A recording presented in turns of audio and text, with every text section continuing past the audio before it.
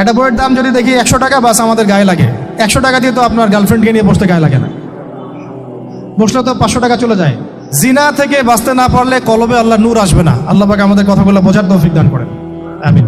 জিনা, আবার বলছি, জিনা থেকে বাঁচতে হবে, অন্যথায় কলবে নূর আসবে না। আল্লাহ পাক আমাদেরকে বোঝার তৌফিক দান করেন, আমিন। রহস্যজনক না বিষয়টা? এটা হচ্ছে দাজ্জালীয় একটা শাসন আসতেছে সামনে। দাজ্জাল নিজেকে খোদা বলে দাবি করবে, সে সমস্ত মানব জাতিকে বুঝাবে যে সেই খোদা, নাউযুবিল্লাহ। সে অনেক ভেলকি দেখাবে, মানুষকে তার দিকে টেনে নিয়ে আসবে। এমনকি সে এক হাতে জান্নাত, এক হাতে জাহান্নাম নিয়ে ঘুরবে। নবীজি বলেছেন, যে তার জান্নাতে প্রবেশ করবে ওটাই তার জাহান্নাম, আর যে তার জাহান্নামে প্রবেশ করবে সেটাই হচ্ছে জান্নাত। তাহলে পুরো বিশ্ববাসীকে আল্লাহ থেকে দূরে সরিয়ে একটা গডলেস ওয়ার্ল্ডে রূপান্তরিত করার একটা তৎপরতা চলছে, লক্ষ্য করতেছেন না? এটা মূলত আপকামিং যে দাজ্জালীয় সভ্যতার ভবিষ্যৎবাণী নবীজি করেছেন, এই দিকেই ওয়ার্ল্ড যাচ্ছে, আস্তে আস্তে আস্তে আস্তে ওই দিকে যাচ্ছে। তবে নবীজি এটাও বলেছেন সাল্লাল্লাহু আলাইহি ওয়াসাল্লাম যে আমার উম্মতের মধ্যে একটা তয়ফা, একটা দল, কিছু মানুষ সবসময় হকের উপর অটল থাকবে ইনশাআল্লাহ, কিন্তু তাদের সংখ্যা হবে খুব কম। এখন আমাকে আপনারাই বলেন যে ওই হকের উপর অটল থাকতে হলে আমার সেই জ্ঞান লাগবে কি লাগবে না?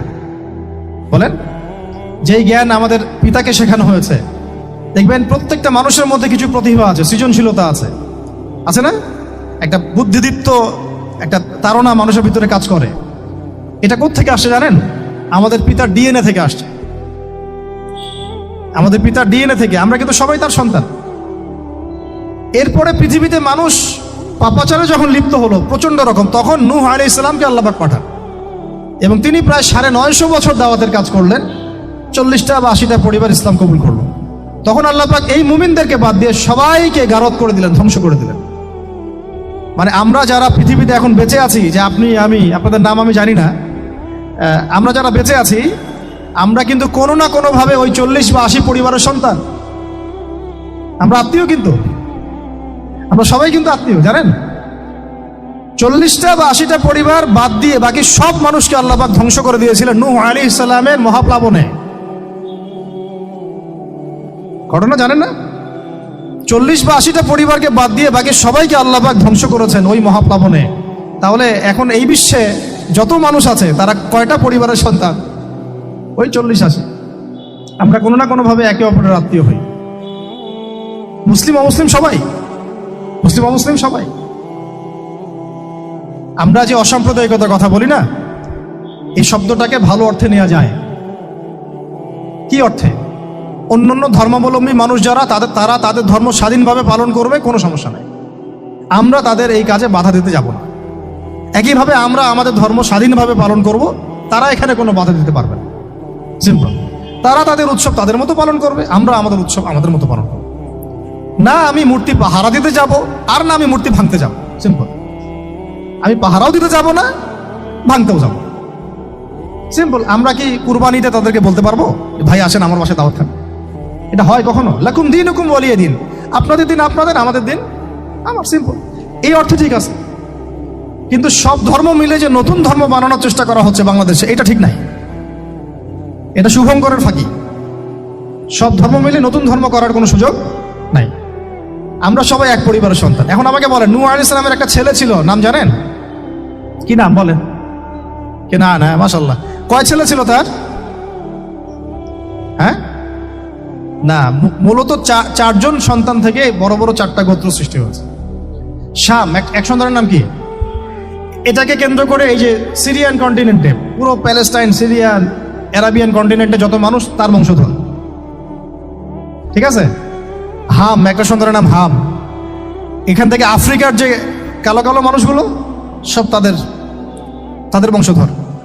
একটা হচ্ছে ইয়াফাস, ইউরোপিয়ান যারা সাদা চামড়া, সব এদের বংশধর। আরেকটা যে কেনান। এই ছেলেটা কি বলেছিল? বাবা ডাকছে, নৌকায় আসো তাড়াতাড়ি, নৌকায় আসো তাড়াতাড়ি, না হলে আজকে আল্লাহ পাক আযাব দিয়ে ধ্বংস করে দিবেন। সে নবীর সন্তান হওয়ার পরেও আল্লাহ প্রদত্ত ওহীর জ্ঞানকে মূল্যায়ন না করার কারণে ধ্বংস হয়ে গেল। আর ওই 40টা বা 80টা পরিবার নাজাত পেল কিভাবে? আল্লাহর পক্ষ থেকে নাজিলকৃত ওহীর জ্ঞানকে প্রাধান্য দিয়ে আনুগত্য করে। তাহলে কোন জ্ঞানকে আমরা প্রাধান্য দিব ভাই? আমি বলছি না যে আমরা দুনিয়াবি জ্ঞানগুলোকে শিখবো না, ওই প্রসঙ্গে আমি একটু পরে আসছি যে আমরা শিখবো এবং কিভাবে শিখবো, কতটুকু শিখবো। আগে এই অংশটুকু শেষ করি। ঠিক একইভাবে আপনারা কি আদ জাতির নাম জানেন? আদ, সামুদ। ওই যে সৌদি আরব এখন যেখানে লাইন বানাচ্ছে, লাইন প্রজেক্ট, ওই আলোলা বলে, আলোলা লাইন প্রজেক্ট বানাচ্ছে দেখবেন অনলাইনে। ওই জায়গা দিয়ে নবী সাল্লাল্লাহু আলাইহি ওয়াসাল্লাম তাবুক যুদ্ধের সময় গিয়েছিলেন। যাওয়ার সময় তিনি বলেছিলেন, তোমরা মাথা নিচু করে কান্নাকাটি করতে করতে এখান থেকে অতিক্রম করো। সাহাবীরা মাথার উপর কাপড় দিয়ে কান্নাকাটি করতে করতে জায়গাটা পার করেছেন, কারণ ওই জায়গায় সামুদ জাতি ছিল যাদেরকে ধ্বংস করা হয়েছে। তো ওটা হচ্ছে এখন পর্যটন স্পট। সুবহানাল্লাহ। তো আদ এবং সামুদ জাতিকেও আল্লাহ পাক ধ্বংস করলেন, কিন্তু তাদেরকে করেন নাই যারা ওহীর জ্ঞানকে প্রাধান্য দিয়েছিল। ইব্রাহিম আলাইহিস সালাম কোন জ্ঞানের বদৌলতে আল্লাহকে চিনলেন? মানব রচিত জ্ঞান নাকি আল্লাহর পক্ষ থেকে নাজিলকৃত জ্ঞান? বলেন। মূসা আলাইহিস সালাম কোন জ্ঞানের বদৌলতে ফিরআউনের মতো এই যে কি বলবো প্রতাপশালী একজন শাসকের সামনে দাঁড়িয়ে বুক ফুলিয়ে ইসলামের দাওয়াত দিলেন? কোন জ্ঞানের আলোকে? ওহীর জ্ঞান। আর ওহীর জ্ঞান যখন নাজিল করা হয়েছে তখন তিনি দোয়াটা পড়ছিলেন, রব্বি ইশরাহ লি সাদরি ওয়া ইয়াসসির লি আমরি ওয়াহলুল উকদাতাম মিন লিসানি ইয়াফকাহু কওলি। প্রত্যেক নবী, ইউসুফ আলাইহিস সালাম কারাগারে 12 বছর থেকেছেন। কত বছর? 12 বছর। আমাদের অনেক ভাই এরকম 5 বছর, 7 বছর, 10 বছর, 12 বছর থেকেছে, আছে। এমনও মানুষ আছে, এখন বলা যায় তাই বলি, যে ওই যে একটা শব্দ শুনেছেন আয়না ঘর, ওখানে দীর্ঘদিন ছিল, তারপরে নাই, কোথায় গেছে আল্লাহই ভালো জানে। ইউসুফ আলাইহিস সালামও এরকম কারাগারে ছিলেন। কত বছর? 12 বছর। কিন্তু আল্লাহ পাক তাকে এমন একটা জ্ঞান শিক্ষা দিয়েছিলেন, তিনি স্বপ্নের ব্যাখ্যা বলতে পারতেন, যে কোনো স্বপ্নে। রাজা স্বপ্ন দেখলেন যে 7টা গাভী, জীর্ণশীর্ণ গাভী, মোটা তাজা গাভীকে খেয়ে ফেলছে, স্বপ্নের ব্যাখ্যা কেউ দিতে পারে না। কিন্তু ওই জেলখানায় 2 জন ছাড়া পাওয়া মানুষ, ছাড়া পাইছে 2 জন, আর কি 2 জনের মধ্যে একজন বেঁচে আছে, একজন নাই। মানে 2 জন বসে বসে ইউসুফ আলাইহিস সালামকে বলছিলেন যে আমরা একটা স্বপ্ন দেখলাম যে আমার মাথায় রুটি আছে, পাখি এসে রুটি খেয়ে ফেলছে। আর আমি স্বপ্ন দেখলাম যে আমি শরাব পান করাচ্ছি, ব্যাখ্যা কি ইউসুফ? তোমাকে সত্যবাদী বলে জানি। ইউসুফ আলাইহিস সালাম বললেন, তোমার মাথায় রুটি যেটা খেয়ে নিচ্ছে তার মানে তোমাকে শুলদণ্ড দেওয়া হবে, আর তুমি যে পানি পান করাচ্ছ তার মানে তুমি নাজাত পাবে, ছাড়া পাবে। হলেও তাই। আর যে নাজাত পাবে তাকে ইউসুফ আলাইহিস সালাম বলে দিলেন যে তুমি রাজদরবারে গিয়ে আমার কথা বলো, আমার কথা আলোচনা করো। তো সে ভুলে গিয়েছিল। পরে যখন এই স্বপ্নটা দেখলো বাদশা, তখন বাদশা সবাইকে ডাকলো, ডেকে বললো যে এই গাভীর স্বপ্নের ব্যাখ্যা কি? তখন এই ব্যক্তির মনে পড়ছে, আরে ইউসুফ তো ব্যাখ্যা দিতে পারে। সে গিয়ে ইউসুফ আলাইহিস সালামকে ডেকে নিয়ে আসতেছে যে এই রাজা স্বপ্ন দেখছে, এই ব্যাখ্যা কি? স্বপ্ন কিন্তু আপনার কাছে শুনে একটা স্বাভাবিক মনে হচ্ছে, আরে গাভীর আবার স্বপ্নের কি ব্যাখ্যা? তখন ইউসুফ আলাইহিস সালাম ব্যাখ্যা দিলেন যে 7 বছর ফসল ফলবে আপনাদের এলাকায়, তারপরে 7 বছর হবে দুর্ভিক্ষের সময়। কিসের সাথে কিসের ব্যাখ্যা? এই জ্ঞান কে শিখালেন তাকে? এই ইন্টারপ্রিটেশনের জ্ঞান কে শিখালেন? তাহলে জ্ঞানের মূল উৎস কে? আমার কথা বলার উদ্দেশ্য কি বুঝতে পারছেন? যত জ্ঞান তার মূল উৎস কে? স্বপ্ন একটা জ্ঞান, যদি সেটা সত্য হয়। আর জেনে রাখবেন, কিয়ামতের আগে আগে মুমিনদের স্বপ্ন বেশি বেশি সত্য হবে। ঠিক আছে? কোথায় ছিলাম ভাই? বলেন। 1 নাম্বার কি ছিল? শিরক। 2 নাম্বার রিবা, সুদ। ওইটা বলতে গিয়ে হাদিসটা কথা বলেছিলাম। এই সুদটা কি এখন বেশি না কম? এখন সুদ মানুষ খাচ্ছে, যুক্তিও দিচ্ছে যে এই যুগে এখন সুদ না খাইলে কি চলে? একদিন একটা মসজিদে বয়ান করছিলাম, তো মসজিদে বয়ানের মাঝখানে একজন দাঁড়ায় গেল। দাঁড়ায় আমাকে বলছে যে ওস্তাদ হুজুর, বুঝলাম আপনার সব কথা ঠিক আছে, এখন আমার 1 লাখ টাকা ধার লাগবে, আমি কোত্থেকে নিব? বলেন, আসলে উত্তর দিবেন কি? হ্যাঁ, সুদের ক্ষতিকর বিষয়গুলো যেমন বলতে হবে, সুদবিহীন ব্যাংকিং সিস্টেম এবং অর্থনৈতিক ব্যবস্থাও তো চালু করতে হবে। সেটা কি? সেটা হচ্ছে যাকাত। সেটা কি? যাকাত, সাদাকা এবং কর্জে হাসানা। এগুলো তো চালু করছি না আমরা শুধু কথা বলছি তাত্ত্বিক যে সুদ হারাম। আমিও তো অনেক জায়গায় বলছি, কারণ বলতে হচ্ছে, নাহলে আপনার জানাতে তো হবে। সুদের পাপের সবচেয়ে নিম্ন শাখা হচ্ছে মায়ের সাথে জিনা করা, সর্বোচ্চ শাখা হচ্ছে আল্লাহ এবং তার রাসূলের সাথে যুদ্ধ করা। একটা হাদিস বুখারীতে এরকমও আসছে, বুখারীতে কি তিরমিজিতে, আমি রেফারেন্সটা ভুলে যাচ্ছি, তবে হাদিসটা সহিহ। নবী সাল্লাল্লাহু আলাইহি ওয়াসাল্লাম বলেছেন, যে ব্যক্তি 1 দিরহাম সুদ খায় সে যেন 36 বার জিনা করবে। আর আপনারা তো জানেন, এটা আমার বলার দরকার নাই, 4 শ্রেণীর মানুষকে নবীজি অভিশাপ দিয়েছেন, যে নিজে খায়, তারপরে যে সুদ দেয়, যে লিখে রাখে, যে সাক্ষী থাকে। তা আমি বলতে যাচ্ছি, আইয়ামে জাহিলিয়াতে এই সুদটা ছিল, আমাদের এই বর্তমান ওয়ার্ল্ড অ্যাফেয়ার্সে নাই। বাংলাদেশ একটা কান্ট্রি হিসেবে চিন্তা করবেন না, আপনি গ্লোবালি চিন্তা করবেন, কারণ এখন একটা দেশ স্বতন্ত্রভাবে চলতে পারে না। ওয়ার্ল্ড ব্যাংকের সাথে আপনাকে ডিল করতে হবে, IMF এর সাথে। আমি যদি প্রেসিডেন্ট হই তাও আমাকেও করতে হবে, আপনি হলে আপনাকেও করতে হবে। তো কথা বলে তো শুধু কথা বলে লাভ নাই, আপনার বিকল্পটা কি, আসলে বিকল্প ব্যবস্থাটা কি, এটা তো মূল কথা। ইকোনমিক্স নিয়ে কতগুলো কিতাব আছে এখানে, ইসলামিক ইকোনমিক্স নিয়ে আমরা কতগুলো কিতাব ছাপাইছি, বর্তমান ওয়ার্ল্ড অ্যাফেয়ার্স নিয়ে আমরা কতগুলো কিতাব ছাপাইছি। নবী সাল্লাল্লাহু আলাইহি ওয়াসাল্লাম বলেছেন, শেষ জামানার সবচাইতে আমার উম্মতের উপর ভয়াবহ ফিতনা হচ্ছে মসিহুদ দাজ্জাল। কি নাম বলেন? এখন আপনি আমাকে মাদ্রাসার পুরো সিলেবাসে কন্টেন্টে আমাকে দাজ্জাল নিয়ে একটা ফ্যাকাল্টি দেখান, আছে? কয়টা কিতাব আছে? সবচেয়ে ভয়াবহ ফিতনা নবীর মুখে, নিজের মুখে বলা, সবচেয়ে ভয়াবহ, এর চেয়ে ভয়াবহ কোনো ফিতনা আসে নাই, আসবেও না। তো এখন আপনি আমাকে বলেন যে এই ফিতনা সংক্রান্ত কতগুলো কিতাব আপনার কাছে আছে বাসায়, বলেন। তাহলে গ্যাপস আছে না আমাদের মধ্যে, গ্যাপস ফিল আপ করতে হবে। কথাগুলো বলার উদ্দেশ্য হচ্ছে গ্যাপসটা ফিল আপ করা। তো এই রিবার সমস্যাটা এখনো আছে। আল্লাহ পাক আমাদেরকে রিবা মুক্ত জিন্দেগি দান করেন, আমিন। এবং আমি রিকোয়েস্ট করব বিনয়ের সাথে, যে আমাদের ঊর্ধ্বতন কর্তৃপক্ষ যারা আছেন, শুধু একটা কাজ করেন না, একটা কাজ একটা বছর করেই দেখেন না কি হয়। প্রত্যেকটা মুসলিম, অমুসলিমদের কথা বলছেন, যেহেতু এটা খিলাফা স্টেট না, সেহেতু অমুসলিমরা এখানে জিজিয়া দিবে না। খিলাফা স্টেটে অমুসলিমরা জিজিয়া দেয়, এটা তো খিলাফা স্টেট না, এটা তো ডেমোক্রেটিক স্টেট এবং সেকুলার স্টেট। শুধু মুসলিমদের কাছ থেকে যাদের নিসাব পরিমাণ সম্পদ হয়েছে জাকাত দেওয়ার, সবার কাছ থেকে রাষ্ট্রীয়ভাবে বাধ্যতামূলক জাকাত নেন, দেখেন না অর্থনীতি সচল হয় না। একটা বছর নিয়ে দেখেন না কি হয়। কেউ এই উদ্যোগ গ্রহণ করতে পারতেছে না, কেন হচ্ছে না আমরা বুঝতে পারতেছি না। কর্জে হাসানার এনজিও চালু করা যায়, আমরা অনেক সংগঠন করছি, সোশ্যাল, অরাজনৈতিক ইত্যাদি রাজনৈতিক, আমরা ইকোনমিক এনজিও খুব একটা করতে পারছি না।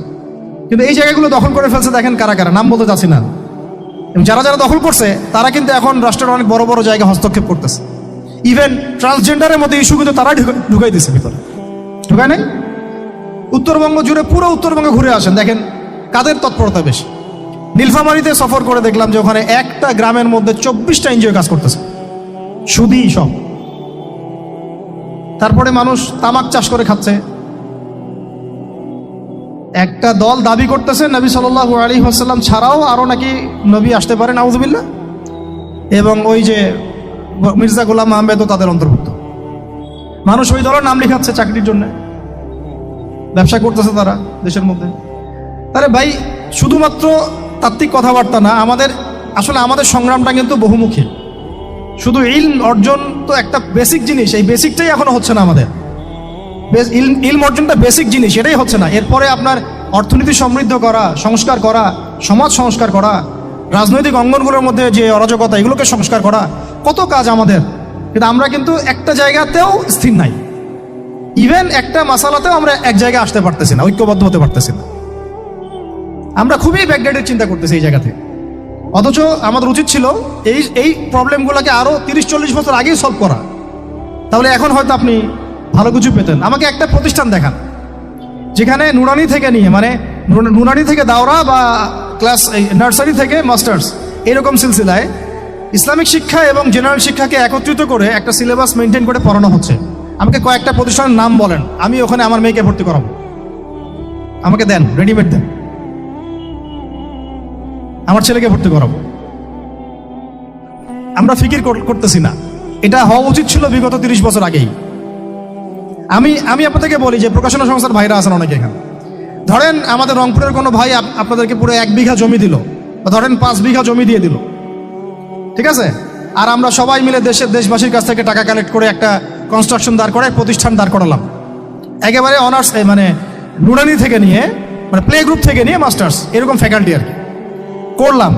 এখন ভাই আপনারা যারা বই প্রকাশ করতেছেন, আমাকে কি আপনারা বই দিতে পারবেন? প্রত্যেকটা ক্লাসে আমি কোন কোন বই পড়াবো পারবেন? আমাকে কি সিলেবাস দিতে পারবেন? কথা বলেন।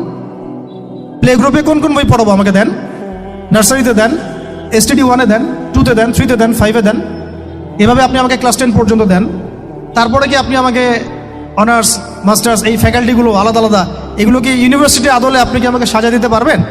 আমরা জায়গা দিব, টাকা দিব, প্রতিষ্ঠান করে দিব, প্রকাশনা সংস্থা থেকে কি আমরা এতটুকু পেতে পারি? এবং এমন এমন আলেমের প্রোডাক্ট যে আলেমরা সারা ওয়ার্ল্ডকে ডিল করতে পারে, মানে ইন্টারন্যাশনাল স্কলার, এখান থেকে যাবে ইউকেতে গিয়ে দাওয়াতি কাজ করে আসবে, অস্ট্রেলিয়ায় গিয়ে দাওয়াতি কাজ করে আসবে, মালয়েশিয়ায় গিয়ে দাওয়াতি কাজ করে আসবে, আন্তর্জাতিক মানের আলেম আমরা কি জেনারেল শিক্ষিত ব্যাকগ্রাউন্ড থেকে তৈরি করতে পারবো? পারছি কি? আর আপনারা আমাকে বলেন তো ভাই, যে কত পার্সেন্ট মানুষ জেনারেল শিক্ষিত আর কত পার্সেন্ট মানুষ মাদ্রাসা শিক্ষিত? কাদের পরিসংখ্যানটা বেশি? তারা কি, তাদের কোনো অবদান রাখার কোনো সুযোগ নাই? এখন যদি এই ক্লাসিক্যাল পড়াশোনা না হয়, ইলমের এই গভীরতায় না যায় এবং বড় বড় ওলামায়ে কেরামদের সোহবতে তারা না আসে, তাহলে কিভাবে তারা বিশুদ্ধ ইসলাম শিখবে আর প্রচার করবে আর প্রতিষ্ঠা করবে? তো প্রশ্ন কিছু করে গেলাম, আজকে প্রশ্নগুলো রেখে যাচ্ছে এই কারণে যে এগুলো নিয়ে আপনারা ভাববেন, যে আপনারা আমাকে একটা ইসলামিক ইউনিভার্সিটি করার মতো বইপত্র আমাকে বানায় দেন না। দায়িত্ব নেন কেউ, আপনারা সবাই মিলে দায়িত্ব নেন। আমি এখানে একটা স্কুল আছে আমাদের ছোট্ট, তহাজিন নুরাইন ইসলামিক স্কুল। এই স্কুল আমরা করেছি প্লে, নার্সারি, কেজি 1, 2, 3, 4, 5 এতটুকু, ট্রাইলিঙ্গুয়াল, মানে Bangla medium English version, medium না ইংলিশ ভার্সন আর অ্যারাবিক।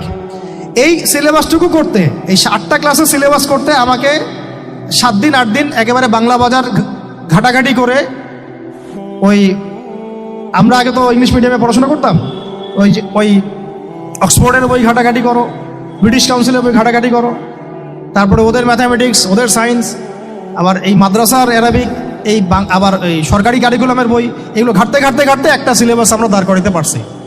মাত্র 5টা ক্লাস পড়তে পারবে। এরপরে এটা করতে গিয়ে যে দেখলাম যে আসলে এগুলোর যে এত ঘাটতি আছে বাজারে, রেডিমেড কোনো প্রোডাক্ট এগুলো নাই। ঘুরে ফিরে কি সেই আমরা একই জিনিসই চর্চা করতে থাকবো, নাকি আমরা একটু বহির্বিশ্বে যেভাবে দিন প্রচার হচ্ছে এই মান দিতে পারি? এটা আমাদের উচিত না করার কাজটা? হ্যাঁ, এটা তো আমাদের হাতে রাষ্ট্রীয় ক্ষমতা নাই, থাকলে না হয় উপরের লেভেল থেকে এগুলো করা যায় খুব সহজ। বরং উপরের লেভেলে যারা আছেন তারা তো আরো ট্রান্সজেন্ডার ঢুকাচ্ছেন, আপনারা তো LGBT ঢুকাচ্ছেন। তাহলে এই কাজগুলো কাদের করতে হবে? তাহলে বেসরকারিভাবে করতে হবে। এখন আমরা যারা বইকে ভালোবাসি, জ্ঞানকে ভালোবাসি, আল্লাহকে ভালোবাসি, রাসূলকে ভালোবাসি, চাই যে আমরা যা করছি আমাদের পরের প্রজন্মটা মানুষের মতো মানুষ হোক। কাজ কি কম না বেশি আমাদের বলেন? সেক্ষেত্রে কাজগুলো কিন্তু ওইভাবে হচ্ছে না ভাই। একটা বিষয়ের বই সবাই ছাপাচ্ছি, কেন? কি দরকার আছে? একটা বিষয়ের বই আমি সবাই ছাপাচ্ছি, একটা জিনিস, একটা হিস্ট্রির একটা কিতাব অনেকগুলো প্রকাশনী আপনারা করতেছেন, একই বই ফাইজুল কালাম সবাই করতে আছে, একটা বই তাসাউফ আত্মশুদ্ধি অনেক প্রকাশনী করতেছে, কপি করতেছে। ভাই আমাদের কি কাজ কি দুনিয়ার স্বার্থ উদ্ধার করা, না আমার দিনের কোনো খেদমত? আমার কথায় মাইন্ড করবেন না, আমি মাইন্ড করার মতো কথা বলছি না। আমি বলছি আপনাদেরকে আরো যেন কনস্ট্রাকটিভ হয় কাজগুলো। মানে আপনাদের সাথে আমি বসবো ইনশাল্লাহ আবার আলাদা করে, যে একটা আমাকে পুরো শিক্ষা ফর্মুলা আমাকে দিবেন, মানে প্রত্যেকটা ক্লাসের বই রেডি করে দিবেন, যাতে আমরা প্রতিষ্ঠান বানালেই একদম পুরা কমসে কম ক্লাস 1 থেকে 10 ঢেলে দিতে পারি, আমার পরিশ্রম করতে না হয়। ওখানে বাংলা মিডিয়ামের বই থাকবে, ইংলিশ মিডিয়ামেরও থাকবে এবং অ্যারাবিক তো থাকবেই। একটা গঠনমূলক সিলেবাস, যেটা পড়লে আমার ছেলে মাশাআল্লাহ হাফেজও হবে, এদিকে মাশাআল্লাহ সে ইংরেজিতেও দক্ষ হবে, সায়েন্সেও দক্ষ হবে। এক পর্যায়ে যখন সে SSC পাস করবে, সে দেখবেন যে যার রাস্তা বেছে নিচ্ছে। বেজ আমি তাকে করে দিছি 10 পর্যন্ত। এখন সে ডক্টর হোক আর ইঞ্জিনিয়ার হোক, আর না হয় যদি আল্লাহর খলিফাই হয়, কোনো সমস্যা নেই। সমস্যা আছে? এটা দরকার ছিল ভাই, আরো 30 বছর আগেই দরকার ছিল। আমরা যেটা পাই নাই, এটা আমাদের আফসোস। আর এই জেনারেল ব্যাকগ্রাউন্ড থেকে এইরকম জায়গায় উঠে এসে এই যে এগুলো কথাগুলো বলা বা এই কাজগুলো করা, এগুলো সবাইকে হয়তো আল্লাহ পাক এভাবে কবুল নাও করতে পারে। এর পিছনে অনেক গল্প থাকে, অনেক হিস্ট্রি, অনেক ত্যাগ, অনেক আত্মত্যাগ, এগুলো সবাই হতে পারবে না। কিছু মানুষ বের হয়ে আসছে। ডক্টর জাকির নায়েক তো সবাই হইতে পারে নাই, পারছে? তো এই জিনিসগুলো আমাদের বুঝতে হবে যে আমভাবে সবাই সব কিছু করতে পারবে না। আমাদের একটা একাডেমিক ফর্মুলা দরকার, যেখানে আমরা পড়বো, আমরা আলেম হয়ে বের হবো। ইনশাআল্লাহ পারা যাবে তো ভাই ইনশাআল্লাহ? আচ্ছা, অনেক গভীরে চলে গেছি, আপনাদেরকে মানে অনেক বেশি বিরক্ত করে ফেলতেছি আর কি। তো কথাগুলো বলার খুব মন চাচ্ছিল, তো বলে ফেললাম।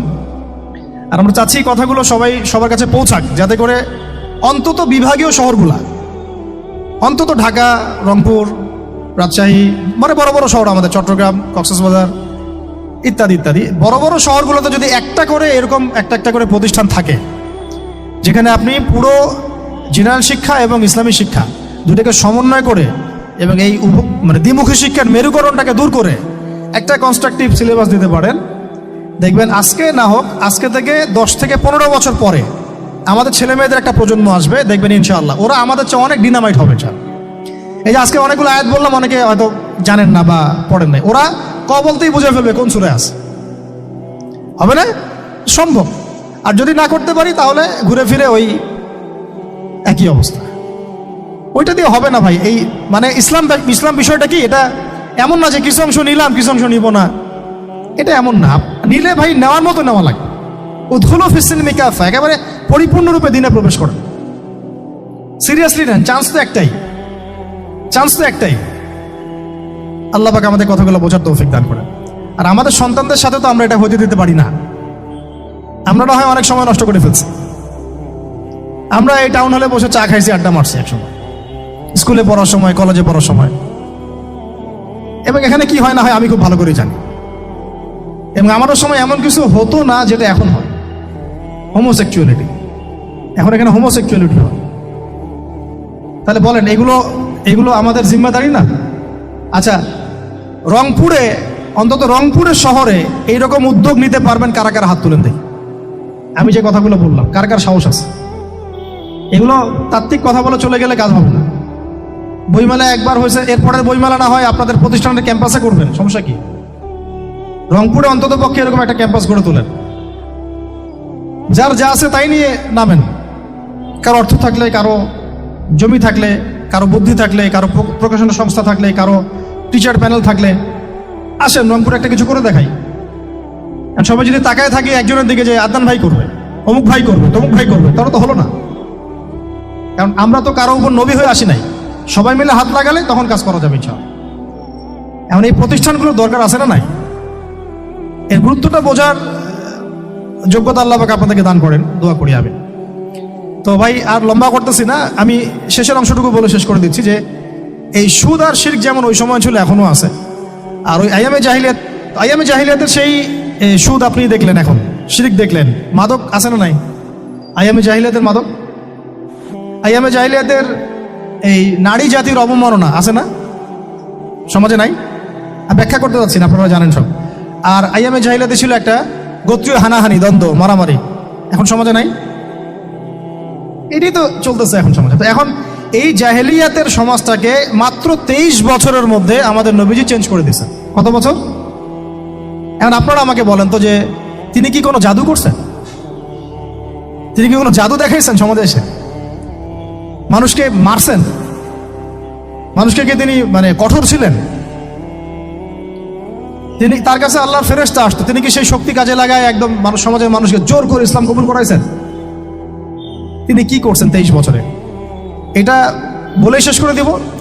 তবে তার আগে শুধু এতটুকু বলবো, 23 বছর পরের মক্কাটাকে একটু দেখেন। 23 বছরের পরের মক্কাটাকে একটু দেখেন। ওই মক্কাতে কি কোনো শিরক আছে? হ্যাঁ, 23 বছর পরের মক্কা, ওখানে কি কোনো শিরক আছে? ওখানে কি কোনো সুদ আছে? কোনো মাদক আছে? বলেন। কোনো নারীর অবমাননা আছে? কোনো গোত্রীয় হানাহানি আছে? তাহলে 23 বছরের মধ্যে পুরো সমাজটাই চেঞ্জ করলেন কিভাবে? জাদু তো করেন নাই, মানুষকে তো অত্যাচার করেন নাই, কটু কথাও বলেন নাই, এমনকি তিনি কারো গায়ে হাতও তোলেন নাই, তাই না? একটা কাজই তিনি করেছেন, সেটা হলো এই যে কোরআন এবং সুন্নাহর যে জ্ঞান, এই ওহীর জ্ঞানটাকে তিনি সবার মাঝখানে ছড়াই দিয়েছেন। এই তো কাজ। তারপরে সেই জ্ঞান যখন মানুষ শিখেছে, তার উপরে আমল করেছে, এবং সেই জ্ঞান এর উৎস আল্লাহ রাব্বুল আলামিন, তার কাছে আত্মসমর্পণ করেছে, নবীর কাছ থেকে আত্মশুদ্ধি অর্জন করেছে, এবং হালাল খেয়েছে, পরিবার গঠন করেছে, প্রজন্মকে তৈরি করেছে, সৎ কাজে আদেশ করেছেন, অসৎ কাজে নিষেধ করেছেন, প্রয়োজনে কখনো হিজরত করেছেন, কখনো মার খেয়েছেন, কখনো সবর করেছেন, কখনো বা জিহাদও করেছেন।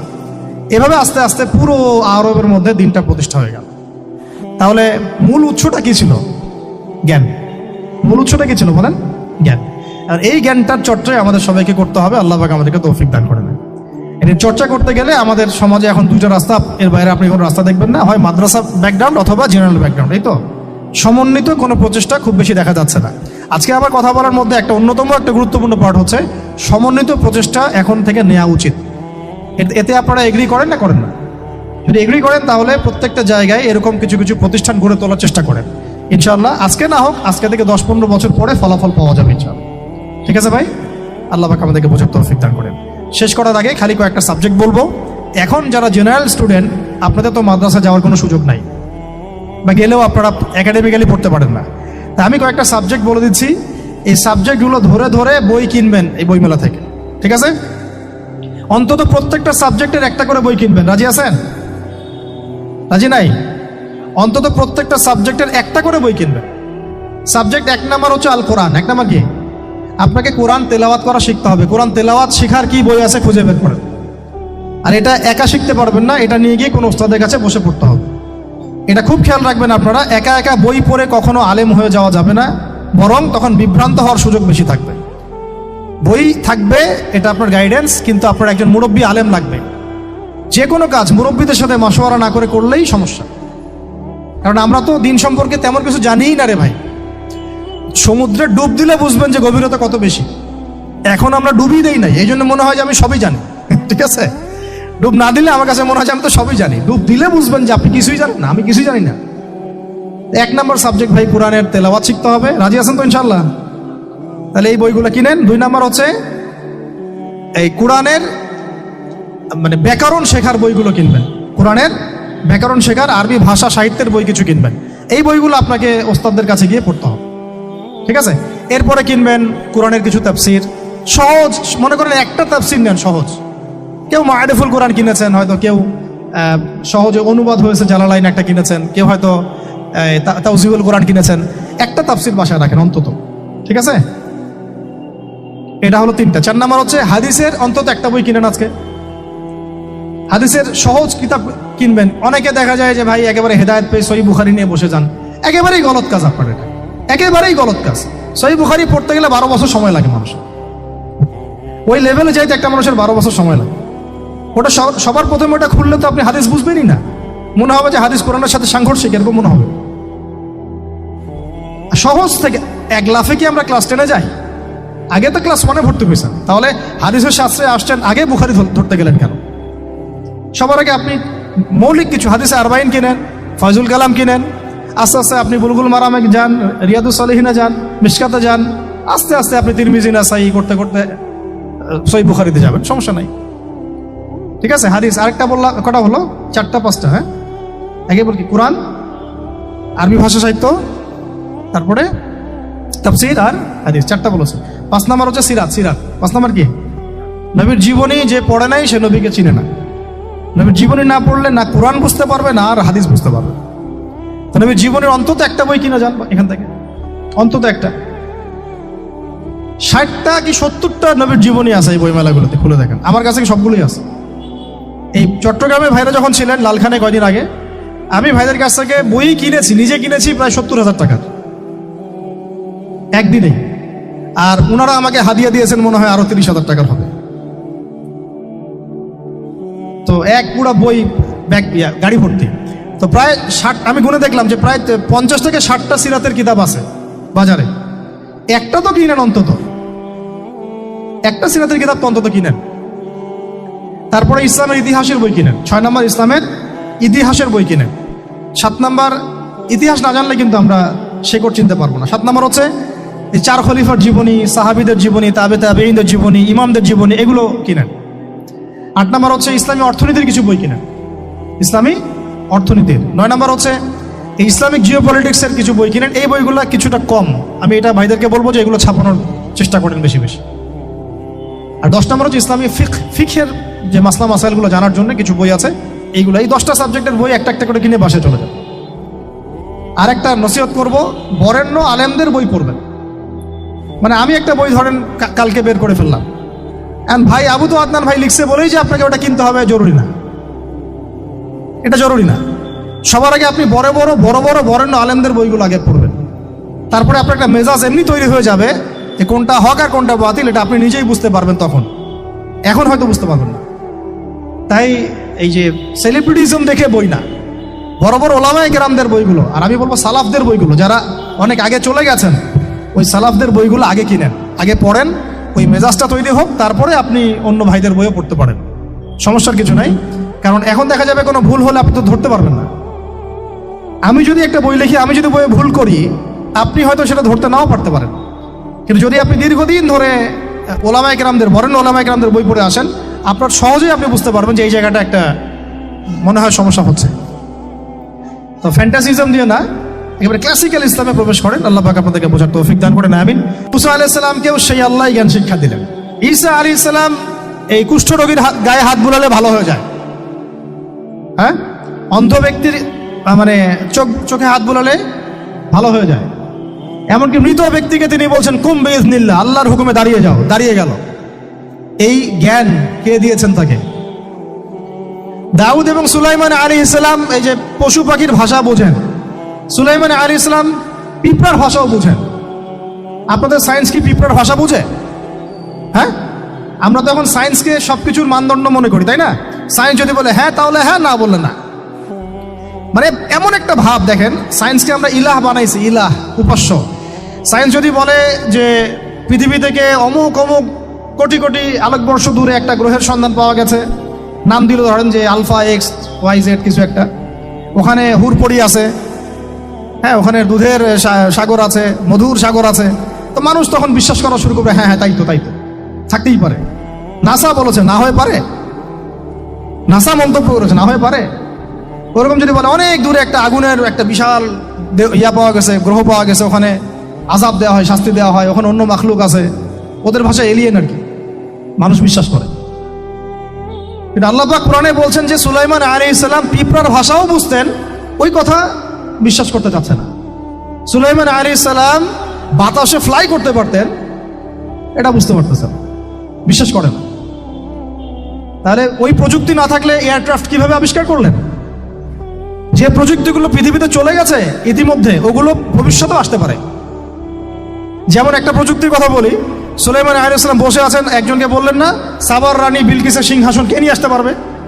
একজন বলল যে আপনি উঠে দাঁড়াইতে যতক্ষণ সময় লাগে এর মধ্যে নিয়ে আসবো। উনি বললেন যে হবে না, এটাতে হবে না, তুমি স্লো, তুমি 3G 4G না, এত স্লো স্পিডে আমার হবে না। এই কথা বলেন নাই, মজা করলাম আর কি। আমাদের ইউটিউবাররা আবার এই অংশ কাট করে আবার প্রচার করে দিতে পারে।